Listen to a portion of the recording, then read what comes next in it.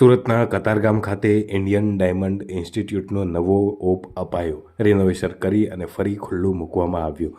રાજ્યસભાના સાંસદ ગોવિંદ તડકિયાના હસ્તે ઉદ્ઘાટન કરાયું. વર્ષ 1978થી સુરતમાં આઈડીએ કાર્યરત છે, જેનું સ્ટ્રક્ચર ખૂબ જ જૂનું થયું હોવાથી રિનોવેશન કરાયું હતું. ઇન્સ્ટિટ્યૂટમાંથી અનેક વિદ્યાર્થીઓએ તાલીમ મેળવી અને દેશ વિદેશમાં પોતાનું ભાવિ ઉજ્જવળ બનાવ્યું છે. વિદેશથી પણ અહીં વિદ્યાર્થીઓ તાલીમ લેવા માટે આવે છે, જ્યાં ડાયમંડ અને જ્વેલર સેક્ટરમાં અનેક વિદ્યાર્થીઓએ તાલીમ મેળવી અને પોતાનું ભવિષ્ય ઉજ્જવળ કર્યું છે. નમસ્તે મિત્રો, આજે ઇન્ડિયન ડાયમંડ ઇન્સ્ટિટ્યૂટ એટલે કે આઈડીઆઈ નું રીઓપનિંગ કામ આપણે આજે પ્રોગ્રામ રાખ્યો છે.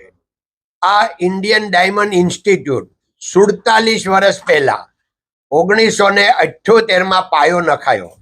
એમાં સેન્ટ્રલ ગવર્મેન્ટ અને ગુજરાત ગવર્મેન્ટ પણ સાથે છે.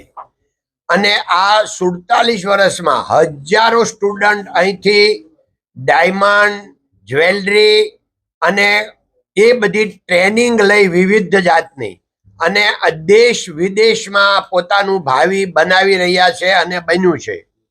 એ સમયે આ ઐતિહાસિક સંસ્થા ઇન્ડિયન ડાયમંડ ઇન્સ્ટિટ્યૂટમાં અત્યારે દિનેશભાઈ નાવડિયા જે ચેરમેન તરીકે નવનિયુક્ત થયા અને એણે બહુ મહેનત કરી બધા જૂના ડાયમંડ વાળાને યાદ કરાવ્યું, ડોનેશન લઈ અને આખું ફરીથી આનું રિનોવેશન કરાવ્યું. આજે અમે આ બધું જોયું, જોઈને ખૂબ પ્રભાવિત થયા, આનંદિત થયા.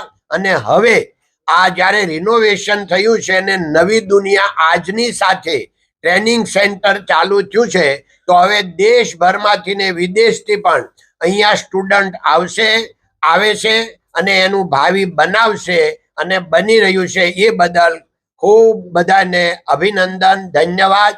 જય હિન્દ, જય ભારત, નમસ્તે.